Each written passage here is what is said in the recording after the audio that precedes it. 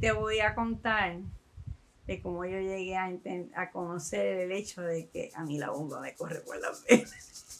¿Quieres saber esa historia? ¿De dónde salí? Siempre te preguntas tú.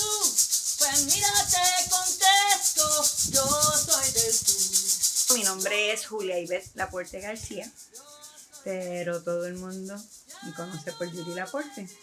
Yo soy del sur. Esto daña la cosa de mi... Nací el 4 de septiembre de 1965. Abrí los ojos a la luz en Ponce, pero yo orgullosamente soy de Guayama.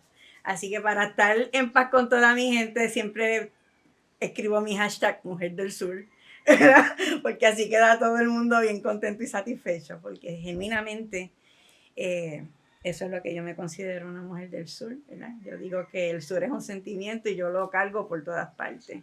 En el año 2018, Denis Solís y Julia Cepeda deciden venir a Puerto Rico con todos sus estudiantes para pasarlos por las distintas regiones, que ellos tuvieran la experiencia de la bomba, pero no solo bomba de cangrejo, ¿verdad? Que es lo que la familia Cepeda, ¿verdad? Esa es su fuente, ¿verdad?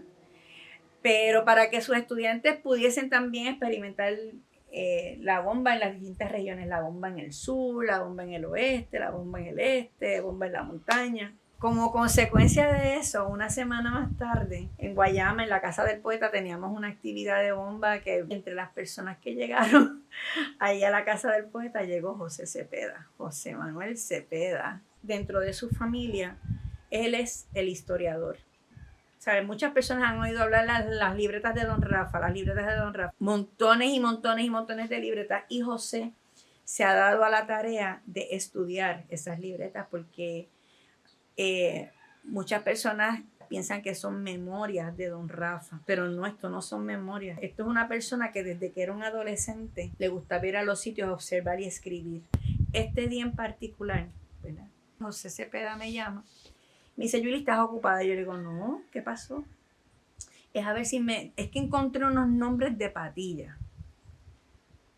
Y yo, que me están bien particulares porque esto es un grupo familiar completo. Y yo, ajá, y me dice, ¿tú te acuerdas que yo te hablé de los tambores Dun Dun? Sí, sí. Te dije que el dueño de los tambores Dun Dun era el que convocaba a la bomba en todo el litoral. Y yo sí. Me dice, ok, pues este es ese señor. Pero aquí está todo un grupo familiar y yo quiero que tú apuntes los nombres a ver qué te sale. Y yo, pues espérate, déjame ponerme los audífonos, irme a la mesa, coger la libreta, el bolígrafo, pues pongo el celular, me pongo los audífonos, abro la libreta, estoy bien cómodo, digo, ok, dime los nombres. Y le empieza, Domingo el Negro Clausel, Martina Clausel, François Clausel, y yo solté el bolígrafo, solté la libreta y todo. François Clausel, Benita Clausel, Wenceslao, qué sé yo. Y me dice, ¿estás escribiendo? Y yo le dije, no.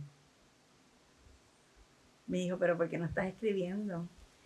Y yo le dije, José, porque tú acabas de nombrar a toda mi familia por parte de madre.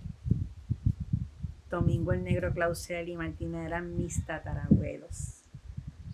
François Clausel era la mamá de mi amada Benita. Esa era mi bisabuela. Benita, mi adorada, mi adorada, mi adorada, mi adorada Benita.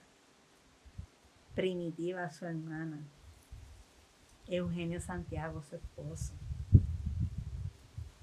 Entonces, pues, él me dijo, ¿qué, Yuli? No, pues yo, acabas de mencionar a toda mi... Me dice, pues mira, aquí está, este abuelo está hablando de ellos, que Domingo era el que convocaba, él era el dueño de los tambores Dun Dun, hacían bombas con tambores Dun Dun, más con tambores de bomba puertorriqueña. Decía que François tenía una voz fuertísima y bella para cantar. Decía que Benita, dice aquí que Benita tenía un estilo bien particular, afrancesado de bailar, que Benita dejó de bailar cuando nació su segundo hijo, José Antonio, y José Antonio es mi tío Toño.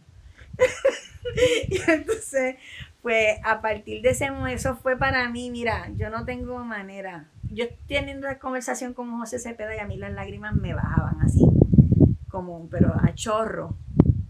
Y entonces, pues, Melanie Maldonado estaba por venir a Puerto Rico ese noviembre, entre noviembre y diciembre de ese año, a marcar lugares históricos.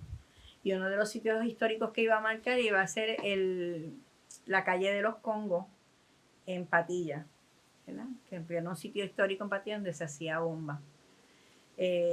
José se comunica con ella y ella dice, bueno, pues vamos a hacer la investigación completa, ¿verdad? Porque esto hay que corroborarlo, buscar fuentes, todo. Y ella hace toda la investigación, corrobora las fuentes, corrobora por todos lados, e incluyeron entonces a mi familia en la placa conmemorativa de la calle de los Congos en Patillas, que hoy en día tiene otro nombre, ¿verdad? Pero hoy día es la calle Octavio Rivera, pero está marcado como que pues era la calle de los Congos, donde gente, ¿verdad? Los afrodescendientes se juntaban a hacer bombas a principios del siglo XX. Así que ahí te dejo esa historia de mi familia.